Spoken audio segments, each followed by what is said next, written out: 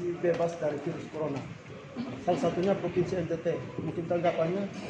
Ya, berdoa terus seperti itulah.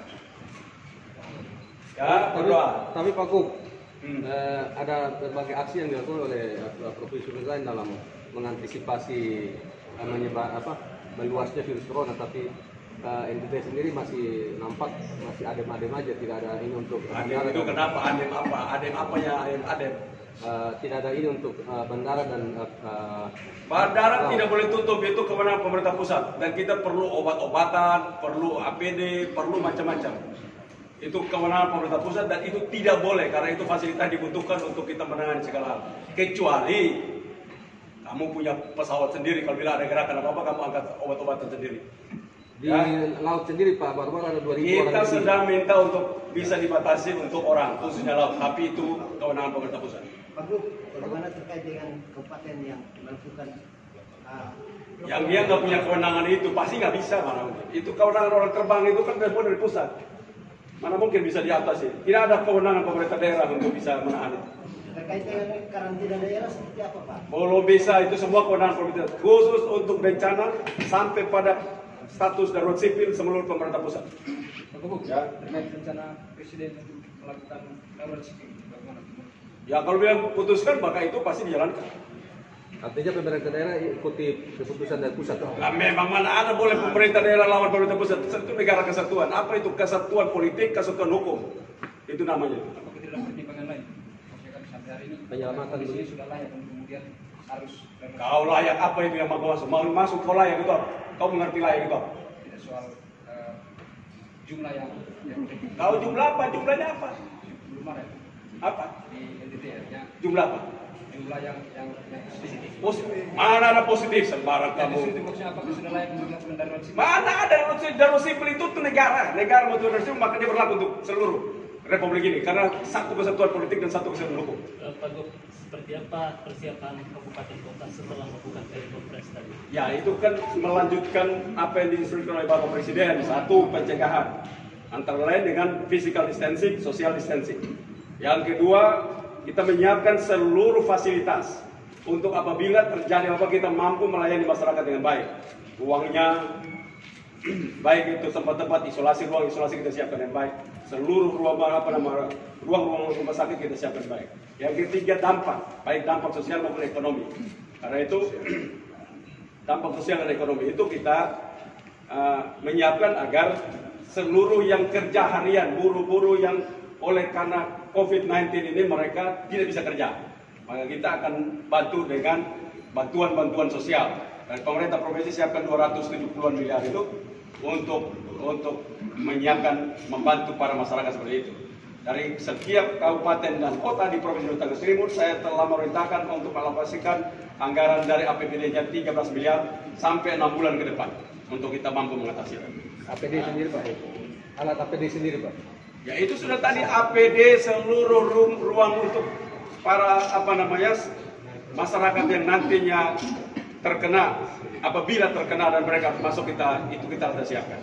Pak Gub, itu kan ada harapan dari sejumlah pelaku usaha agar mereka diberikan dispensasi seperti hotel-hotel yang mendapat imbas dari corona untuk mendapatkan keringanan ya, biaya listrik, pajak, distribusi, parkir dan segala macam. Semua itu sedang lagi dikaji oleh pemerintah pusat dan Bapak Presiden telah meminta untuk itu dikaji secara mendalam dan pasti ada keringanan-keringanan. Nah, apakah daerah juga memberikan kewenangan? Kita menunggu pemerintah pusat. Nah, maksud saya apakah daerah juga diberikan kewenangan untuk melakukan pengadaan alat pelindung diri sendiri? Oh boleh, kita boleh untuk kita sedang memesan itu. Kecuali hal-hal yang seperti alat-alat lab dan segala macam itu harus dilakukan. Pak Kapolda sendiri Pak, bagaimana mengawal instruksi Kapolri untuk mengamankan masalah ini Pak? Ya, jadi untuk instruksi Kapolri ini tentu polisi tidak bekerja sendiri, sebab kita berhadapan dengan masyarakat. Maka yang kita lakukan, kita bersama komponen yang ada di daerah, kita melakukan himbauan bersama-sama. Di situ ada beberapa pasal yang bisa kita terapkan, tetapi kita sedapat mungkin kita akan melakukan himbauan yang maksimal, sehingga masyarakat menyadari bahwa ini bukan kepentingan negara semata, tetapi juga kepentingan masyarakat. Apakah tidak ada pemberlakuan jam malam? Tidak ada ketentuan jam malam, yang ada adalah kita melakukan kegiatan menghimbau. Dimanapun ada kegiatan malam, pasti kita datangi dan kita himbau. Di Kota Kupang masih ada terjadi kegiatan pesta dan lain-lain, Pak? Itu kita upayakan tidak ada lagi kegiatan seperti itu. Apa dibatasi izin pestanya? Tidak ada. Jadi setiap mengumpulkan orang dalam jumlah banyak itu akan kita larang. Pak Danrem, terkait dengan pengamanan perbatasan, Pak. Baik. Ini kan sudah tim Malaysia sendiri sudah melakukan lockdown. Bagaimana dengan pengamanan untuk jalur-jalur jalan tikus yang bisa memungkinkan orang melalui lintas? Ya. Sejak dari terbentuknya gugus tugas di saat awal, kemudian juga menjalankan petunjuk dan instruksi dari pimpinan di komando atas bahwa mulai dilaksanakan penambahan personil dari Satuan Komando Kewilayahan ikut melibatkan diri dalam pengamanan di perbatasan, dan pos-pos akan diperbanyak. Artinya bukan ditambah dari orang luar, tetapi pos yang sudah ada sekarang ditambah jumlahnya dari organik yang ada. Itu yang kita lakukan, sehingga jalan-jalan tikus dan sebagainya bisa kita kurangi. Ibu Ketua ini yang terakhir. Para wartawan itu ikut membantu. Jangan OPD itu OPD COVID-19. Kamu itu bikin orang takut. Kalian punya tanggung jawab juga. OPD itu orang duganya itu sana, itu datang dari mana? Oh, dari Jawa. Ya udah tinggal di situ dulu.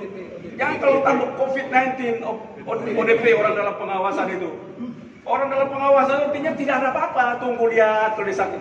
Orang sakit pun datang bilang bukan. Nanti kalau sudah COVID-19 terbukti, jangan ditambah COVID-19.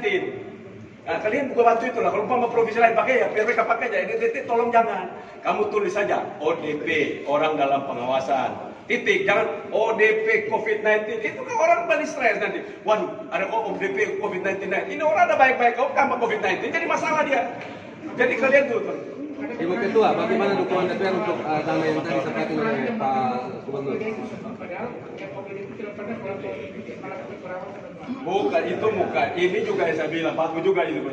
Jadi kalau ODP itu sudah, itu orang kan datang mungkin dari Jakarta karena lagi merah pandemi di sana. Kita bilang tolong untuk di sini dari Satgas dari bandara, tolong kamu isolasi mandiri. Nah, ini masuk dalam daftar. Lalu keluar ODP COVID-19 NTT. Ini kan tidak benar kalian bikin begitu itu.